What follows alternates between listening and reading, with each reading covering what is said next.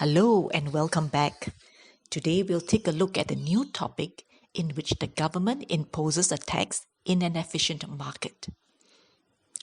What do we mean by an efficient market? It is a market with many buyers and many sellers. And each buyer or seller is not large enough to influence the market price. In other words, the total surplus, which measures the well-being of buyers and sellers in the market, is at its maximum. Looking at the question that we have, we are given the market for lattes with the demand curve and the supply curve. So the question says, if the government imposes a tax of 75 cents on each cup of latte, what is the after-tax price of the consumer? Looking at the diagram, we can see that the equilibrium price is at $2 per cup of latte and the equilibrium quantity in the market is 800 cups. So if the government imposes a tax of 75 cents, then what this means is that tax will drive a wedge between consumers' price and producers' price. So if we look at the graph and examine where that gap between the demand curve and the supply curve is, you can see that the red vertical line that represents the wedge will give us a consumer's price of $2.25. Now let's look at the next part of the question that says, with this tax rate of 75 cents per cup of latte, what is the government's tax revenue? Which means, what is the government's total collection from this tax rate of 75 cents per cup? If we look at the diagram, that tax rate of 75 cents would give us in total only 600 cups of latte transacted in the market. It is lower than the equilibrium quantity without the tax. So if we multiply the tax rate with 600, we will get $450, which is the government's tax revenue. With the government imposing a tax in the market for lattes, can we find out the effect of this tax on both buyers and sellers? And this brings us to a new concept called the tax incidence. So what exactly is tax incidence? It is the division of the tax burden between affected parties, and in this case, the consumers and producers.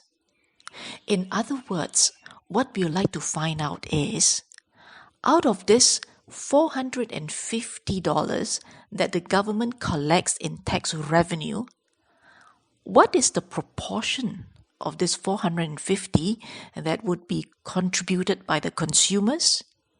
And what is the proportion that would be contributed by the producers?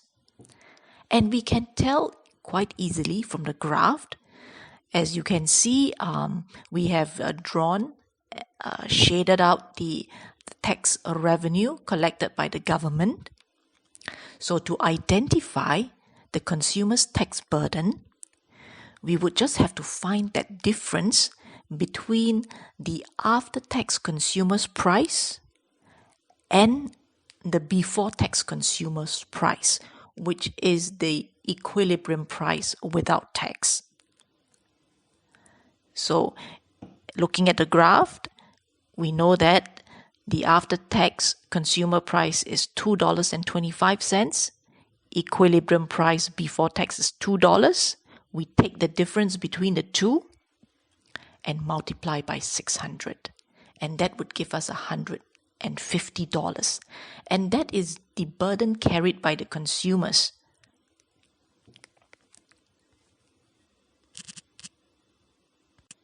In the same way, to find out the producer's tax burden, we will look at the after-tax producer's price and the equilibrium price, find the difference between the two, and multiply by the quantity transacted in the market.